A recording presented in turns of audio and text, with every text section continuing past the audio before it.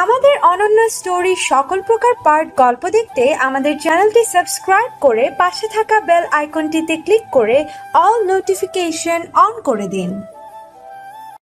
ব্যথা পেয়েছো? শ্রেয়া মাথা নাড়ালো, কিন্তু সত্য এটাই কিঞ্চিত হলেও ব্যথা অনুভব করেছে ও।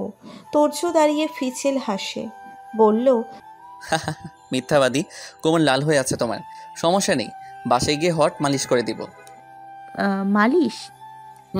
হট মানে গরম মালিশ, বুঝো না? আরাম পাবে নরম গরনের গাধামে। কান থেকে ধোঁয়া বের হচ্ছে শ্রেয়ার, অদৃশ্য চক্ষু এড়ানো ধোঁয়া।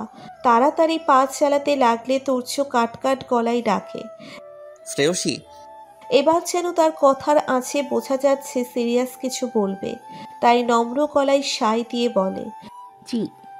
তোর্য ওর শাড়ির আঁচলের কিছু অংশ কর্পট আগলে নেয়, স্বাভাবিক ভঙ্গিতে বলতে লাগলো, তুমি বয়সে বড় হলে তবে মানুষ চিনতে, অনুভূতি বুঝতে এখনো অপরিপক্ক।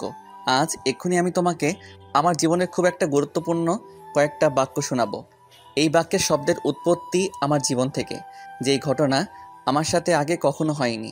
তুমি কথাগুলোর পিছনে লুকিয়ে থাকা বিশেষ কিছু আজ বুঝবে কিনা জানি না, তবে আশা করি যেদিন বুঝবে, খুশিতে তোমার হৃদস্পন্দন ক্ষণিকের জন্য হলেও থমকে যাবে। একটু চালাক হও শ্রেয়সী। এই পৃথিবীতে বোকা মানুষ ঠকে যায় বারবার, প্রতারণার শিকার হয়, ভেঙে পড়ে, খুব সহজেই তাকে অন্য কেউ এসে দমড়ে মুচড়ে যায়। পরক্ষণে তুর্য একটা প্রশ্ন নিক্ষেপ করে, সন্ধি অর্থ কি? প্রথমত শ্রেয়া হকচকালো, থেমে যাওয়া স্বরে উত্তর দিল, মলিন। কখনো হৃদয়ের সন্ধি দেখেছো কিংবা অনুভব করেছো? না, হৃদয়ের সন্ধি কখনো দেখা অথবা অনুভব করা যায় না। অপ্রস্তুত কণ্ঠে পাল্টা প্রশ্ন করল শ্রেয়া। না, হৃদয় সন্ধি কখনো দেখা অথবা অনুভব করা যায় না। এই ধরো একই পথে দুটো ছেলে মেয়ে মুখোমুখি হলো, চোখের দেখায় সমান তালে ধক করে উঠল দুজনের হৃদযন্ত্র। তখনই কিন্তু দুই মানবের দুটো হৃদয়ে মিলন ঘটে যায় তাহাদের অজান্তেই। সন্ধি হয় হৃদয়ে হৃদয়ে, কিন্তু একে অপর সেটা বুঝতে পারে না, প্রকাশ করা না অবধি। সকল মিলন প্রকাশ্যে হয় না। দুই দেহ প্রকাশ্যে মিলেমিশে একাকার হলেও দুটো হৃদয় অচেনা থেকেও হঠাৎ করে মিলিত হয়ে যায়। তোর্য কথাগুলো বলে শাড়ির আঁচলের দিকে চেয়ে মুষ্টি খুলে দোলে মুচড়ে যাওয়া অংশটা মুক্ত করে দিল, ছেড়ে দিল। দুজনে এসে থামলো একটা ভ্যান গাড়ির সন্নিকটে। শ্রেয়া ঘোরে ডুবে গেল। কথাগুলো শ্রবণ গ্রন্থির মাধ্যমে সোজা গিয়ে বুকের বাপাসে তোলপাড় সৃষ্টি করলো। ঠিকই তো বলল, গুণে গুণান্বিত এই মানুষটা। হৃদয়স্থলে মিলন মেলা কখনো নোটিশ দিয়ে বসে না, অজান্তেই হয়ে যায়, কিন্তু যাকে আমরা মন দিয়ে বসি তার প্রকাশ করা ছাড়া বুঝতেই পারি না সেই মানুষটা আমাদের ভালোবাসে কিনা। ঠিক যেমনটা হচ্ছে ওর বেলায়। ও তো ভালোবাসে, তবে তুর্যবাসে কিনা জানে না, কখনো বাসবে কিনা তাও জানে না। মানুষের ভিড় জমে আছে মোটামুটি। ক্লান্ত পথিকরা তৃষ্ণা মেটাতে জড়ো হয়েছে গাড়িটার সামনে লেবুর শরবত খাওয়ার উদ্দেশ্যে। একটু একটু করে পা ফেলে কখন এতখানি পথ পাড়ি দিল খেয়ালই করেনি শ্রেয়া। তোর্য হাত বাড়িয়ে ওর আঁচলটা পিঠে চড়িয়ে দাঁড় করিয়ে দেয় একপাশে, যেখানে মানুষ ঘেঁষবে না ওর শরীরের ধারে, কারো একটুখানি স্পর্শও পড়বে না ওর কোমল গায়ে। হাতে এক গ্লাস শরবত নিয়ে সামনে এসে দাঁড়ায় তুর্য। শ্রেয়া হাতে একটা গ্লাস দেখে জিজ্ঞাসু দৃষ্টি তাক করে। সেকেন্ডের ব্যবধানে ভেসে আসে নিরলস কণ্ঠস্বর, আমি এসব পান করি না। শুনলাম তোমার নাকি অনেক পছন্দ, তাই ভাবলাম বউয়ের চাওয়াকে একটু গুরুত্ব দেই। এতে যদি বউয়ের বুদ্ধি বাড়ে আর আমার মন শান্ত হয়। নাও। শ্রেয়া স্মিত হাসে, ছোট ছোট চুমুক দেয় গ্লাসে। অর্ধ গ্লাস শেষ করে বলে, আর খাবো না। আপনাকে প্রিয় বলেছে এটার কথা, তাই না? তুর্য গ্লাসটা হাতে নিয়ে ঠোঁটের কোণে সুপ্ত হাসি আঁকে। খেতে হবে না আর? বলেই বাকি অর্ধেক শরবত নিজের গলায় ঢালে। চোখ বড় সড়ো হয়ে যায় শ্রেয়ার। এই তো বলল লোকটা তিনি শরবত খান না, আর এখন শরীরটা ঝক্কি দিয়ে উঠল। দেখল তুর্য টাকা মিটিয়ে খালি গ্লাসটা নিয়ে ফিরে আসলো। শ্রেয়া কিং কর্তব্য বিমূঢ়। তুর্য ভাবলেশীন কণ্ঠে বলে উঠল, অন্য কেউ আমার খাওয়া গ্লাসে চুমুক দিবে তা সহ্য হবে না, তাই গ্লাস সহ কিনে নিয়ে আসলাম। তবে একটা লাভ হলো আজ, তোমার খাওয়া দেখে লোভ করে শরবতটা খেয়ে অনেক তৃপ্তি পেলাম। অনেস্টলি একটা কথা বলি তোমাকে, বলুন। শ্রেয়ার নিচু গলা। তোর্যও নিচু গলায় গাঢ় স্বরে বলল। শরবতের লোভে নয়, তোমার খাওয়ার ধরনের লোভে পড়ে গিয়েছিলাম। শ্রেয়ার রন্ধ্রে রন্ধ্রে অস্থিরতা বেড়ে গেল। একটু হলেও সে আন্দাজ করতে পেরেছে তুর্যের কথার মানে। পরিস্থিতি পরিবেশ লজ্জামুক্ত করতে আওড়ায়। স্যার। তুর্য ধমকে ওঠে। হুশ, একদম স্যার ডাকবে না। পাবলিক শুনলে ভাববে ছাত্রী নিয়ে রাতের আধারে পালিয়ে এসেছি। ফুলে ফুলে ভরপুর চৌধুরী বাড়ি। বাগান থেকেও মো মো করে ফুলের ঘ্রাণ ভেসে আসছে। প্রিয় লাল লেহেঙ্গাটা পরে খুশিতে খিলখিল করে হাসতে ব্যস্ত। পাশেই বসা আয়ুষ কালো পাঞ্জাবিতে। প্রিয় হাসির কারণ ওর বাবা মা। তাদের দেখেই সকল হাসি উপচে পড়ছে। হরেক রকমের কথা জুড়ে বসেছে, যেন কত কাল দেখা হয় না। নুরুল চৌধুরী ও মেহরিমা, ত্রিহা সবাই কুশলাদি বিনিময় করে মেহমানদের আপ্যায়নে নিমগ্ন। রাশেদা প্রিয়র কাঁধে হাত রেখে বলল। কি রে শ্রেয়া, কোথায়? তুর্যকে দেখলাম বাইরে, আমাদের সাথে কথা বলে চলে গেল, কিন্তু ওকে দেখলাম না। প্রিয় হাসি থামিয়ে বলল। আর বলো না, ও একবার আমার মতন লাল লেহেঙ্গা পরেছিল, পরে স্যার কোথা থেকে একটা সাদা লেহেঙ্গা এনে বলল এটা পরতে, তাই চেঞ্জ করতে গিয়েছে, চলে আসবে এক্ষুনি। রাশেদা মনে মনে খুশি হলেন বেশ। কজন স্বামী বইয়ের প্রতি এত খেয়াল করে। অন্যদিকে ফাতেমা চৌধুরী হাহুতাশ করতে আরম্ভ করলেন শ্রেয়াকে সিঁড়ি বেয়ে নামতে দেখে। পরনে সাদা লেহেঙ্গা, মাথার দোপাট্টাও শুভ্র রঙের। ধীরে ধীরে সিঁড়ি ভেঙে নামতেই কর্ণধার হয় ফাতেমা চৌধুরীর কণ্ঠস্বর। জন্মেও দেখছি না বউ ভাতে সাদা পড়তে, বিধবার মতন। তুর্যর ভাগ্য আবার পুড়ছে, না জানি পোলাদার কি হয়। আমি জানি এই মাইয়াই এরম লেহেঙ্গা আনছে। শ্রেয়া চক্ষু কোলে অশ্রুকণা ভিড় জমালো। আয়ুষী ওর হাতটা ধরে নিম্ন স্বরে বলে। দাদির কথায় কান দিও না ভাবি। রাশেদা ও প্রিয়র মনও ক্ষুণ্ণ হলো। এত অতিথিদের সামনে এভাবে মেয়েটাকে কথা শোনালো। অশ্রুসিক্ত হয়ে উঠল প্রিয়র আখিদয়।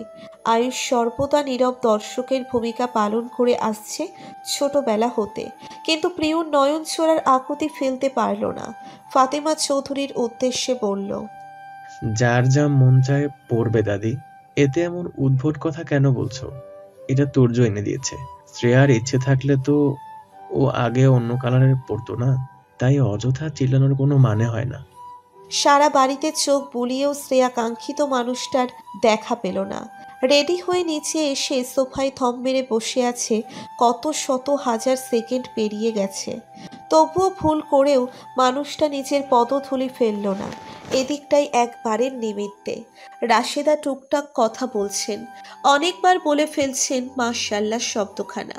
তিনি যতবারই দৃষ্টি মেলে ধরছেন শ্রেয়ার দিক, ঠিক ততবারই স্থবির হয়ে পড়ছে চাহনি। চক্ষু কোটরে জমা হচ্ছে অজস্র মুগ্ধতা। কাউকে সাদাই এত মানাতে পারে? কি চোখ ধাঁধানো রূপ! এ যেন গোবরে পদ্ম, অর্থাৎ অস্থানে ভালো জিনিস। শ্রেয়াও ওনার নিকট একটা পদ্ম ফুল, যার নির্দিষ্ট ঠিকানা এতকাল না থাকলেও নিজের গুণে রূপে মনের সৌন্দর্যে নিজেকে টিকিয়ে রেখেছে এই কঠিন কোলাহলপূর্ণ নগরীতে। হাত বাড়িয়ে শ্রেয়ার মাথার টায়রাটা ঠিক করে দিয়ে জিজ্ঞেস করলেন। তুই খুশি তো এখন? আগের কথা নিয়ে কেউ কিছু বলেছে? প্রশ্নটা অনেক রয়ে শুয়ে করেছেন তিনি, তাও খুব ক্ষীণ স্বরে। খুব বেশি চিন্তা হচ্ছিল মেয়েটার জন্য। আজ বাবা মা থাকলে হয়তো ওনার মতন জিজ্ঞেস করতেন, মেয়ের মুখের আনন্দের ঝিলিকটা পরখ করতে। শ্রেয়া হাসল, মৃদু নিঃশব্দ হাসি। রিনঝিনে কণ্ঠে বলে। কেউ কিছু বলেনি আন্টি, সবাই খুব ভালো। আমি জানি তুমি দাদির ব্যবহারে কষ্ট পেয়েছো। বুড়ো বয়সে মানুষ বাচ্চাদের মতো হয়ে যায়, কোনটা ভালো কোনটা সঠিক, কে কে কোথায় কষ্ট পাবে এসব আমলে নেয় না, ভাবে না। আর দু চারজনের খারাপ ব্যবহার মানিয়ে নিতে পারলে, চুপ করে সহ্য করলে মানুষগুলো পরবর্তীতে এমনি পরিবর্তন হয়ে যাবে বলে আশা করি আমি। সমান সমান লড়াইয়ে একজন না একজন হারে, কিন্তু একজনের লড়াই হারার পূর্বেই মানুষটা নিজেকে গুটিয়ে নেয়, কারণ লড়াইয়ের জন্য প্রতিপক্ষ তো পাই না। আমি কখনো লড়ব না। অত্যন্ত অবাক হলেন রাশেদা। এই মেয়েকে কি বুঝাবেন তিনি? সে নিজেই কত মনোহরণ করা বাক্য শোনালো। একা একা সংগ্রাম করে বাচ্চা মেয়েগুলো অল্প বয়সেই বাস্তবতা শিখে যায়। শ্রেয়া তারই এক ত্রুটিহীন উদাহরণ। ফাতেমা চৌধুরী আসন ছেড়েছেন আয়ুষের কথায় পরাজিত হয়ে সেই কখন। আয়ুষও চলে গেছে বাহিরে। খাবারের আয়োজন বাহিরেই করা হয়েছে। এতিমখানায়ও খাবার পাঠানো হয়েছে। রহিমা খালা এক গ্লাস ঠান্ডা শরবত এনে শ্রেয়ার সামনে রাখল, বলল, খাইয়া নাও নতুন বধূ। তোর্য বাবা ফোন দিয়া কইল আগে এক গ্লাস শরবত এরপর ভাত খাইয়া লইবা পিউ বাড়ির সবার লগে। শ্রেয়া হতভম্ব। বিহবল কণ্ঠে তুর্যের কথা জানতে ইচ্ছে জাগে, কিন্তু লজ্জায় আড়ষ্ট হয়ে পারে না। প্রিয় ওর মুখের দিকে তাকিয়ে আলতো হাসে। রহিমাকে বলল, ভাইয়া কোথায়? ফোন করে বলল যে বইয়ের যত্ন সরাসরি এসে নিতে পারেন না। নিমেষে নখ বিধিয়ে দিল শ্রেয়া প্রিয়র হাতের পিঠে। এতগুলো মানুষের সামনে মেয়েটা এত নির্লজ্জ লাগামহীন প্রশ্ন করছে। সবাই কি ভাববে? অনেকেই মুখ টিপে হাসছে। রহিমা শাড়ির আঁচলটা মাথায় টেনে বলল, তোর্য বাবা তো এতিমখানায় গেছে খানা দানা লইয়া। একেবারে সবার খাওয়া হইলেই আইব। আমারে নতুন বধূর দায়িত্ব দিয়া গেল। প্রিয় ঠোঁট গোল করে বলল, ও আচ্ছা খালা। এতিমখানায় গিয়েছে মানুষটা। শ্রেয়ার ইচ্ছে ছিল আর একবার যাওয়ার। জীবনে বেড়ে ওঠার গল্পটা শুরু তো সেখান থেকেই। বেশ স্পৃহা জাগে সেই চিরচেনা মৃত্তিকায় পা রেখে কল্পনায় মোহিত হয়ে একটাবার আলিঙ্গন করতে মাদারকে। জীবন কত কিছু শেখায়, কত কিছু ত্যাগ করে। চেনা মানুষেরা জড়ো হয় স্মৃতির পাতায়, পড়ে থাকে অতীতে। টেবিল থেকে গ্লাসটা তুলে কয়েক চুমুক খেলো সে। এই লোক কাল রাত থেকে ওকে শরবত খাওয়াচ্ছে। মতিগতি ভালো ঠেকছে না। ওর পেটকে বড়সড় একটা পুকুরে পরিণত করার ফন্দি এঁটেছে নাকি? ভাবনা মাত্রই প্রিয় নিচু গলায় কানের কাছে ফিসফিস করলো, এত ভালোবাসা! যা গরম পড়েছে তার জন্য ভাইয়ার কত চিন্তা। শরবত পাঠিয়ে দিল বইয়ের অন্তর ঠান্ডা করতে। স্ত্রীও এত আদর প্রেম কেমনে হজম করছিস? বলোস না প্লিজ। গালে লালের প্রলাপ পড়েছে শ্রেয়ার। আসলেই তুর্য এমনি এমনি কেন ওর জন্য এত চিন্তা করছে? শুধু বউয়ের যত্নের জন্যে? ভালো না বেশে বউকে কেউ এভাবে আগলে রাখতে পারে? প্রত্যেক অ্যারেঞ্জ ম্যারেজ এমন হয়? এর পেছনে একটুখানি অনুভূতিও কি লুকায়িত থাকে না? ভাবতে ভাবতেই ভিতরে ভিতরে ক্লান্ত। কি করে বুঝবে ওই রহস্যময় গম্ভীর লেকচারারের মন কথা? রসায়নের জৈব যৌগ এর থেকে ঢের সহজ। মেহরিমা হাসি মুখে এগিয়ে আসলেন ত্রিহার ওনাকে সাথে নিয়ে। সম্মান রক্ষার্থে শ্রেয়া প্রিয়র উদ্দেশ্যে বললেন, বাইরে চলো, দুজন খাবে। পরক্ষণে রাশেদের দিকে চেয়ে বলল, চলুন বিয়াই, অনেক দেরি হয়ে গেল, এখন খেয়ে নেওয়া দরকার। রাশেদার মোক্ষম সুযোগ পেয়ে গেলেন নিজের মনে সাজিয়ে গুছিয়ে রাখা কথাটা পারার। দুই অথর প্রসারিত করলেন, আপনার যদি আপত্তি না থাকে তাহলে আজ প্রিয়র সাথে শ্রেয়া ও তুর্যকেও নিয়ে যেতে চাইছি। আপনি কি বলেন? মেহরিমা থমথমে গলায় বলে উঠলেন, যেতে চাইলে নিয়ে যান, বাকিটা তুর্যের মর্জি। ওর বউ ওর অনুমতি ছাড়া ওকে কি কেউ কিছু বললেও বাড়িতে তুফান বয়ে যায়। দিব্যি বুঝল উপস্থিত সবাই মেহরিমা অপ্রকাশ্যে খোঁচাটা শ্রেয়াকেই মেরেছে। মলিন মুখে উঠে দাঁড়ায় ও। প্রিয়র মা সূক্ষ্ম নিঃশ্বাস ছেড়ে হাসি বজায় রেখেই বললেন, আচ্ছা। একটা তপ্ত দুপুর, অপরাহ্ন কেটে পৃথিবীর দুয়ারে হাজির হয় গোধূলির লগ্ন। শ্রেয়া লেহেঙ্গার সামলে বাহিরে আসলো। সেকেন্ড, মিনিট, ঘন্টার পর ঘন্টা পার হলো, অথচ আজ আর বাড়িমুখ হয়নি তুর্য। আয়ুষ ফোন দেওয়াই জানায় শ্রেয়াকে নিয়ে এতিমখানা পর্যন্ত আসতে। অতপর সেখান থেকেই যাবে প্রিয়দের বাড়ির দিকে। মেহমান বিদায় দিতে চৌধুরী বাড়ির সবাই বাহির অব্দি আসলেন। শ্রেয়া নুরুল চৌধুরীর সামনে দাঁড়িয়ে অতীব নম্র কণ্ঠে দুটো শব্দ মিলিয়ে বাক্য বুনে, আসি বাবা। নুরুল চৌধুরী হাসলেন না, চোখ মুখও কুচকালেন না, অতি স্বাভাবিক ভঙ্গিতে বললেন, মেহরিমাকে আসি আম্মা বলতেই তিনি দাঁতে দাঁত চেপে সবার অলক্ষ্যে আওড়ায়, মরে যেও, তবু আমার বাড়ির আঙিনায় তোমার পা না পড়ুক। আর শ্রেয়ার নেত্রকোণে জল জমে, গড়িয়ে পড়ার অভিপ্রায়। এভাবে কেউ বলতে পারে? নরম মনটা ক্ষত বিক্ষত হলো মুহূর্তেই। এত ধারালো কেন কথা নামক অস্ত্র? এ পৃথিবীতে বিশাল বিশাল অস্ত্রের প্রয়োজন নেই।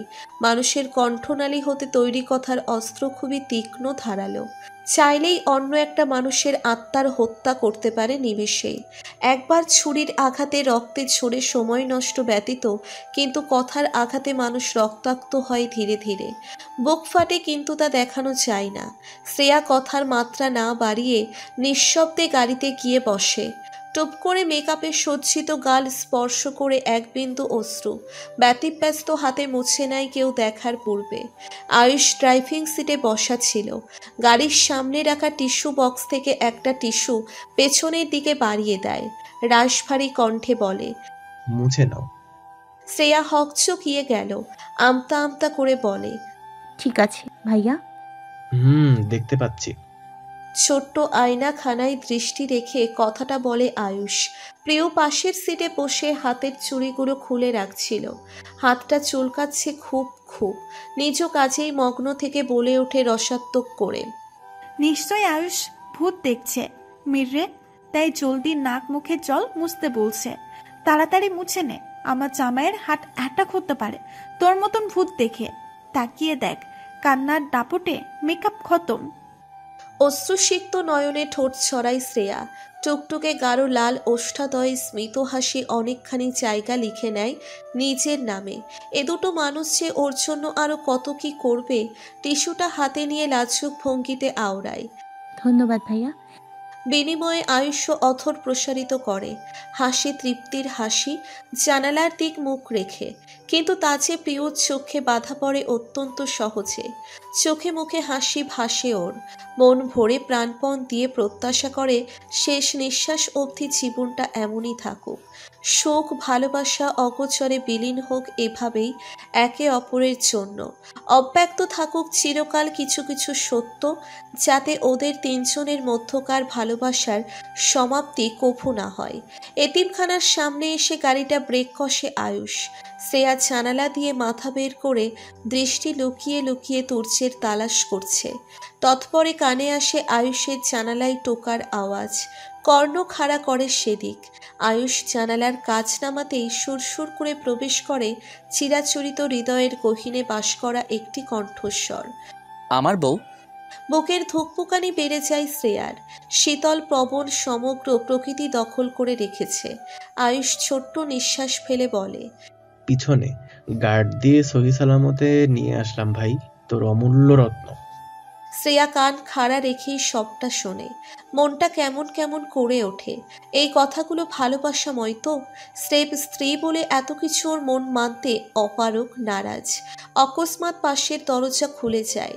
হাত বাড়ায় কেউ একজন, ঝুঁকে সামান্য। কিঞ্চিত দেখেই শ্রেয়ার হৃদস্পন্দন নিয়ন্ত্রণ হারিয়ে বড্ড অস্বাভাবিক উথাল পাথাল ঢেউ অভ্যন্তরে। নর্মাল এটা পাতলা সাদা পাঞ্জাবি পরা তুর্যের, গলার দিকটায় একটু একটু কাজ করা, হাতের লোমস্য ঘামের অস্তিত্ব, নিয়ন বাতিতে স্পষ্টত সব কিছু। ঢোক গেলে শ্রেয়া কাপা কাপা হাতটা রাখে তুর্যের হাতের উপর। সঙ্গে সঙ্গে মুঠোয় পুরে ওকে গাড়ি থেকে বের করে নিয়ে এলো তুর্য। গাড়ির দরজাটা সশব্দে লাগিয়ে আয়ুষকে বলল, তোরা যা, আমরা আসছি কিছুক্ষণ পরই। বিনা বাক্যে চলে যায় আয়ুষ। শ্রেয়া স্তব্ধ, নিবিড় হয়ে দাঁড়িয়ে থাকে। ওকে ল্যাম্পোস্টের নিম্নতলে দাঁড় করায় তুর্য। বিমূঢ় দৃষ্টি নিক্ষেপ করতেই দেখে তুর্য বুকে হাত বেঁধে চেয়ে আছে নির্নিমেষ। ভাবভঙ্গি বোঝা অসম্ভব। চোখে কেবল ওর প্রতিচ্ছবি ভাসছে। পা থেকে মাথা পর্যন্ত গুনে গুনে 3 বার চক্ষু দৃষ্টি ফেলেছে। অতিরিক্ত এই চাহনি হৃদয়ে নিংড়ে দিচ্ছে ওর। তুর্য চোখের পলকে কোমর জড়িয়ে কোলে তুলে নিল। আকস্মিকতায় সহসা শিরশির করে কেঁপে ওঠে দেহ অঙ্গ প্রত্যঙ্গ। ভাজে ভাজে কম্পন আর কম্পন, তীব্র হতে তীব্রতর। তুর্য সম্মুখে দৃষ্টি রেখে বলে, আমার দুপুর বিকেল সন্ধ্যার ক্লান্তির অবসান। হতবাক হতবুদ্ধি শ্রেয়া। ওকে সাথে করে আনা গাড়িতে বসিয়ে দিল তুর্য। ড্রাইভিং সিটে এসে বসতেই একটা প্রশ্ন করে বসল সে। প্রচণ্ড সাহস খরচ হলো তাতে। এটাও কি স্বামীর অধিকারে করেছেন? তুর্য নির্লিপ্ত কণ্ঠে বলে, যদি বলি হ্যাঁ, তাতে কি স্বামীর অধিকারে একটা চুমুটুমু পাবো? আরক্ত হয়ে সিটে সেটে গেল শ্রেয়া। তুর্য ওর দিকে চেয়ে গম্ভীর কণ্ঠে বলে, আকাশের দিকে তাকাও তো। কেন? তোমাকে বউ ভেবে সুন্দর কয়েকটা বাক্য শোনাবো তাই। তুর্যের কণ্ঠে রাগের মিশ্রণ। পাল্টা প্রশ্ন করলেই তার যত রাগ। কথোপকথন শ্রেয়া দূরের ওই অম্বরে দৃষ্টি নিক্ষেপ করে। রূপালী একটা চাঁদ, আলো ঠিকরে পড়ছে ধরণীতে। চোখ ধাঁধানো রূপ তাহার। অনতি বিলম্বে শ্রেয়ার সমস্ত তনুতে শিহরণ খেলে যায়। সিটে রাখা হাতে হাত রাখে তুর্য, অপর হাতে ওকে বন্দিনী বানায় নিজের বক্ষে। কানের কাছে গাঢ় নিঃশাক্ত কণ্ঠে বলে উঠল, আকাশে একটা রূপসী, আমার বুকে একটাই শুভ্রপরী। আবেশে নিমিলিত হয় শ্রেয়ার চক্ষুদয়। শ্বাস ভারী হয়ে আসে। আবারও শুনতে পায় সেই মাদকতা মিশ্রিত কণ্ঠস্বরের বাক্য। কোনো এক বিষণ্ণ বিকেল পার করে রক্তিম আকাশ এড়িয়ে একটা চাঁদনি রাত আসবে। মুখোমুখি থাকবো আমি তুমি, নিদারুণ কম্পন হবে বক্ষস্থলের সমগ্র জুড়ে। সন্ধি হবে আরও একবার হৃদয়ে হৃদয়ে। অনুভূতিরা বেসামাল, দমিয়ে রাখা প্রণয়ের পুনর্বার জাগরণ। প্রিয়দের বাড়ির ছাদে দাঁড়িয়ে শ্রেয়া বুকে হাত রেখে স্পন্দন পরখ করছে। হৃদস্পন্দন চলছে কি তা নাকি এখনো থমকে রয়েছে। ভয়ঙ্কর পবনের খেলা চলছে সমগ্র প্রকৃতি জুড়ে। স্পর্শ করছে শাড়ির ভাঁজে ভাঁজে, উন্মুক্ত বাঁকা কোমরে। কিঞ্চিত কিঞ্চিত সমীরণ বইছে শ্রেয়ার বক্ষস্থলেও। থেমে থেমে উতাল পাতাল গর্জন হচ্ছে। চিকন ওষ্ঠ যুগলের বেশ খানিক জায়গা মৃদু তৃপ্ত হাসির দখলে। তুর্যের এত কাছে আসা, ওকে শোনানো সেই মাদকতা মেশানো বাক্যগুলো সব কিছু যেন ওর নামেই উৎসর্গ করেছে মানুষটা। বউকে এমন শোনাতে ইচ্ছে হলেই শোনাবে। অনুভূতির গভীরতা থেকে সৃষ্ট হয় যেসব শব্দাংশ, সেগুলো এমনি এমনি যাকে তাকে বলা যায় না, যার তার কাছে ব্যক্ত করা যায় না। আর প্রখরত্বও একদিনে হয় না, হতে হতে অত্যাধিক সময়ের প্রয়োজন পড়ে। খুব খুব খুব কেউ একজন সত্যিই বলেছিল, যখন শ্রেয়া তার কথার মর্মার্থটা বুঝতে সক্ষম হবে, সেদিন কিছুক্ষণের জন্যে হলেও হৃদযন্ত্রের ক্রিয়ার ব্যাঘাত ঘটবে। এবং অক্ষরে অক্ষরে মিলে গেল তা। ছোট থেকে অত্যন্ত ক্ষুদ্র ক্ষুদ্র স্বপ্ন দেখত শ্রেয়া। যেমন দেখত বাবা ওকে বুকের মধ্যে গুটিয়ে নিয়ে বলতেন, আমার কলিজার টুকরা শ্রেয়সী, আমার রাজকন্যা। আবার কেউ হাত বাড়িয়ে ইশারা করত কাছে আসার। জেগে জেগে দিন দুপুরেও নানা ধরনের স্বপ্নে নিমগ্ন হয়েছে।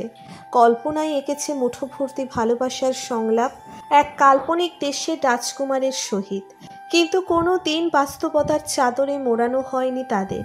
টুকরো টুকরো হয়ে ভেঙেছে সর্বদা, কিংবা ভেঙে খণ্ডিত দ্বিখণ্ডিত হয়েছে। অতপর অন্য এক রাজকুমার নয়, তবে একজন সুদর্শন পুরুষের প্রেমে মোহিত হয় ও। না দেখেই তাহার প্রতি জন্ম নেয় বিশাল বিশাল অনুভূতি। সেই স্বপ্নও ভাঙে, বিক্ষিপ্ত হয় মন। তৎপরে সেই সুদর্শন পুরুষ নিজের অবয়ব প্রদর্শন করে, কাছে টানে, পূরণ করতে ব্যস্ত ওর ভালোবাসা পাবার স্বপ্নটা অপ্রকাশ্যে, অতি সন্তর্পণে। প্রিয় ওকে দাঁড় করিয়ে সেই যে নিচে নামলো, আসার কোনো খবরাখবর মিলছে না। প্রায় ঘণ্টা তিনেক পূর্বে প্রিয়দের বাড়িতে এসে তুর্য আর ও। পথিমধ্যেই একটা কথাও বের হয়নি গম্ভীর সেই পুরুষালী কণ্ঠস্বর হতে। কিন্তু শ্রেয়ার তনু মনের তরঙ্গ একটুও কমেনি, একটুও না। শ্বাসরুদ্ধকর ছিল মুহূর্তখানি। তুর্য কতটা অবলীলায় কণ্ঠে মাদকতা মেশালো, কতটা নেশাক্ত বাক্যদয় ওর কর্ণে ঢেলে সরে গেল নীরবে নিশ্চুপে। তখন থেকে একটা কথাও বলেনি। এখানে এসে প্রিয়র দাদি মামি সবার সঙ্গে কুশলাদি বিনিময় করে রাশিদার দেখানো রুমে গিয়ে ফ্রেশ হয়ে নেয়। শ্রেয়ার সাথে সাথে যায়নি রুমে, কারণ দর্শানো হলেও একটাই দেখাতো স্পন্দনের ভার। এতই স্বাভাবিক লাগছিল স্পন্দন যে শরীরটা বড্ড টালমাটাল করছিল। ইনিয়ে বিনিয়ে থেকে যায় প্রিয়র মামির নিকট কতক্ষণ। তারপর দেখে পাঞ্জাবি পাল্টে একটা কালো শার্ট সুঠাম দেহে জড়িয়ে তুর্য নেমে এসেছে ডান পাশের সিঁড়ি ভেঙে। আয়ুষও আসে সাথে। রাশেদা কোথাও যাবে কিনা জিজ্ঞেস করতেই জানায় দুই ভাই একটু বাহিরে যাবে। ব্যাস, তারপর আর কি, প্রস্থান ঘটায় দুজনেই। শ্রেয়ার এতে লাভই হয়েছে। আপাতত তুর্যের মুখোমুখি হতে চাইছিল না। বউ ভেবে প্রেমময় বাক্য নিবেদন করেছে, কখন না বলে বসে চলো আরও ভিন্ন ভিন্ন এক্সপেরিমেন্ট করি, যেগুলো জামাই বউ সম্পর্কিত। এমন ব্যাকা তেরা গম্ভীর ধাঁচের লোকই কেন ওর বর হতে হলো? সব কিছুকে প্রকাশ্যে হতে পারে না? ওর মতন গাধার মাথায় এত এত কথার আসল অর্থের সমাধান হবে? এত না বোঝার মধ্যে একটা বাক্য ভালোই মস্তিষ্কে ধারণ হয়েছে নিখুঁতভাবে, এবং সেটার অর্থও জেনে গেছে শ্রেয়া। পশ্চাৎ দিক থেকে কোমরে হাত পড়তেই অতরে ফেলা দৃষ্টি সংকুচিত হয়ে আসে শ্রেয়ার। ছোট ছোট হয় চক্ষু ছোড়া। ঝটকা দিয়ে হাতটা সরিয়ে তরতর করে ঘুরে দাঁড়ায় ও। প্রিয় সশব্দে হেসে ওঠে। হাসির দাপটে দেহে ঢেউ খেলছে। চাঁদের ময়ূক ও ছাদে লাগানো বাতির ধীমে ধীমে আলোয় তার মুখশ্রীতে অজস্র মুগ্ধতার সমারোহ। কি স্নিগ্ধ মেয়েটা! শ্রেয়া বিমোহিত নেত্রে চাইতেই প্রিয় হাসি থামিয়ে ভ্রু নাচালো। দুষ্টুমি ভরপুর কণ্ঠে বলল, ভাইয়া ধরলে নিশ্চয়ই চুপসে যেতে, নিজেকে সঁপে দিতে। আমি একটু ভালোবেসে ধরলাম, কেমন ঝাড়া মাল দিই। আহা বান্ধবী এমনই, বিয়ের পর জামাইয়ের মধুমাখা আদর সব ভুলে যাই, সব। শ্রেয়ার হাসি পাচ্ছে মেয়েটার কথায় কাণ্ডে। অকস্মাৎ ছোঁয়ায় ভয়ে তাড়নায় সরিয়ে দিয়েছিল। যদি জানতো এটা প্রিয় তাহলে কখনো এটা করতো না। সুযোগ পেয়ে ভালোই পিঞ্চ মারছে সে। শ্রেয়া ইচ্ছে করেই হা হতাশ করে, মিনমিন করে বলে, আদর? এমন আদর করে আমি শুধু বান্ধবী না, একদম দিন দুনিয়া ভুলে বসি। প্রিয় ঠিকঠাক শুনল না। দক্ষিণা বাতাসে কথা উড়িয়ে নিয়ে গেল বোধহয়। আরেকটু কাছে এসে প্রশ্ন করে, কি বললি শ্রেয়? বুঝিনি তো। কিছু না, তোকে কখনো ভুলবো না, সম্ভব না। আমাকে দাঁড় করিয়ে কোথায় গিয়েছিলি? প্রিয় আঙ্গুল দিয়ে ছাদের মেঝেতে ইশারা করে। শ্রেয়ার চক্ষু গিয়ে ঠেকে সেদিকটায়। দেখে মেঝেতে ছোট্ট একটা ট্রেতে 2 কাপ চা। সঙ্গে সঙ্গে মাথায় হাত ওর। মৃদু চেঁচিয়ে ওঠে, লেট লতিফ উপাধিটা তুই এমনি এমনি পাসনি প্রিয়। চা এনে এই বাতাসে এতক্ষণ রেখে দিয়েছিস, বলতে এত দেরি কেন করলি? এখন এই ঠান্ডা শরবত তুই গিল। মুহূর্তেই ফোঁস শব্দ সৃষ্টি হয়। ভালো করলেও দোষ, কত কষ্ট করে বানিয়ে এনেছি। আজ পর্যন্ত জামাইকে 1 কাপ চা বানিয়ে খাওয়ালাম না। বয়ফ্রেন্ড থাকতে রান্না করে খাওয়াইনি। আর তুই আমার হাতের রান্না খেয়েছিস, কিন্তু কখনো প্রশংসা করিসনি।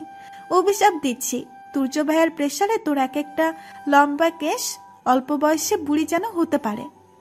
যতক্ষণ না এই চা নামের ঠান্ডা শরবত শ্রেয়ার কণ্ঠনালী বেয়ে পরিপাক গ্রন্থিতে পৌঁছবে, ঠিক তত সময় চলবে প্রিয়র কথা নামক অত্যাচার।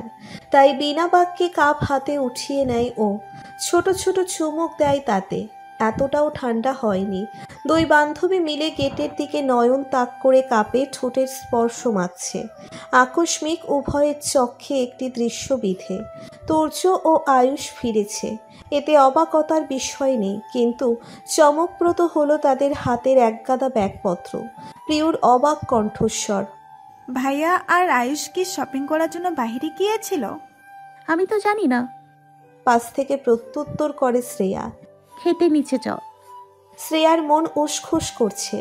প্রিয় এমনভাবে বলছে যেন ওরা বাচ্চা আর নিচে ওদের জন্য গিফট নিয়ে আসা হয়েছে। তাড়াহুড়ো করে ছুটে গেলে পরে তুর্য হেয়ালি করে বলবে, কি বাচ্চা বউ গিফট এনেছি ভেবেছ? 1 চুল পরিমাণ ছাড়ও দিবে না। কিন্তু প্রিয়র সাথে সেটা শেয়ার করতে পারল না সে। যেতে হলো অগত্যা। নিচে এসে দেখে এলাহি কাণ্ড কারখানা। বাজার করে এনেছে বাড়ির 2 জামাই। এটা বলে বলে রাশেদা আবেগ আপ্লুত হয়ে পড়েছেন। মন ভরে দোয়া করেছেন। তিনি কখনো ভাবেননি এত দায়িত্ববান হবে শ্রেয়া ও প্রিয়র জামাই। এমন করে শ্বশুর বাড়ির মানুষদের খেয়াল রাখবেন। রান্নার জন্য বিভিন্ন জাতের শাকসবজি, গরুর গোস্ত, মুরগি সব এনেছে। সবার জন্য অনেক গিফটও হাজির। শ্রেয়ার মন বলছে 2 ভাই পুরো বাজার মাথায় তুলেছে। রান্নাঘরের এক পাশে দাঁড়িয়ে সব কিছু অবলোকন করছে ও। রাশিদার মুখে তুর্যের প্রশংসায় ফোয়ারা। প্রিয়র মামি হেসে হেসে বলছেন, শ্রেয়া ভালো মনের মেয়ে, তাই হাজবেন্ড পেয়েছে লাখে একটা। এই লক্ষ্মী মেয়েটাকে আমার ঘরে তুলতে পারলাম না। তোর একটা বোন যদি থাকতো রে শ্রেয়া। এত সুন্দর কেন তুই? ভেতর বাহির দুটোই সুন্দর হওয়ার দরকার ছিল। এখন আমার আফসোস হচ্ছে কেন তোকে দেখলাম। এখন তোর মতোই একটা মেয়েকে ছেলের বউ হিসেবে পেতে ইচ্ছে করে। প্রিয় ফিসফিস করে। মামি তুর্য ভাইয়া শুনলে বলবে তার বউ কেড়ে নেওয়া হচ্ছে। ধীরে ধীরে বলল, দোয়া করে দিলাম তোমার 12 বছরের ছেলের জন্য অন্য একটা রূপবানের দেখা পাবে চলতি। মানুষ যখন পায় সবকিছু একসাথে পেয়ে যায় বোধ হয়। এ যে শ্রেয়া ভালোবাসা চেয়েছিল ছোট থেকে, এখন না চাইতেও সবার ভালোবাসা পাচ্ছে ও। ওর ইচ্ছে করছে এগুলো বাক্সবন্দি করে রাখতে। যদি কখনো দুঃখের দিন আসে বাক্স মুক্ত করে একটু একটু করে ভালোবাসা নিবেও। রাশিদা লেবুর শরবত বানালেন, কয়েকটা গ্লাস ট্রেতে তুলে নেয়, আরেকটা ধরিয়ে দেয় শ্রেয়ার হাতে, বললেন, তুর্য রুমে চলে গিয়েছে, ওর শরবতটা রুমে দিয়ে আয় মা। ক্লান্ত লাগছিল খুব, সারাদিন এতিমখানায় ছিল, এখন আবার বাজার করে এসেছে, তাড়াতাড়ি যা। শ্রেয়া মাথা নাড়িয়ে সম্মতি জানায়। ধীর স্থির পায়ে আসে রুমের দরজা অবধি। প্রথমে হাতের সাহায্যে এক দুটো শব্দ তোলে, এতেই কাজ হয়ে যায়। অন্তর হতে ভেসে আসে, কামিন। দরজা ঠেলে ঢুকে পড়ল ও। তোর্য হাতের একটা ব্যাগ সোফার উপর রাখলো, পরক্ষণেই ওর দিকে তাকালো তীক্ষ্ণ দৃষ্টিতে, কপালে ভাঁজ। দ্রুত হেঁটে এসে এক প্রকার ছিনিয়ে নেয় শরবতের গ্লাসটা। দো চুমুকে সবটা শেষ করে গম্ভীর কণ্ঠে বলে উঠল, তুমি আমার কাপড় আনলে ভালো কথা, কিন্তু শর্ট প্যান্ট আনলে না কেন? গত রাতগুলোতে আমাকে দেখেছো রাতে ঘুমানোর সময় 3/4 প্যান্ট পরে ঘুমাই, তবু আনোনি যে? শ্রেয়া হতভম্ব নির্বাক। তুর্য মিছে বলেনি, লোকটার বোধহয় আগে থেকেই ওর মতো অর্ধেক প্যান্ট পরে ঘুমানোর অভ্যেস। কিন্তু ওর কেমন লাজুক লাজুক ভাব হচ্ছিল ওইসব ধরতে। ফলস্বরূপ লম্বা লম্বা শার্ট প্যান্টি ব্যাগে ভরে নিয়ে এসেছে। এখন কি জবাব দেবে? সদুত্তর খুঁজে পাচ্ছে না। বদনে লজ্জার অন্ত নেই। তুর্য আর চোখে চেয়ে গলা ছেড়ে ফিসিল কণ্ঠে বলল,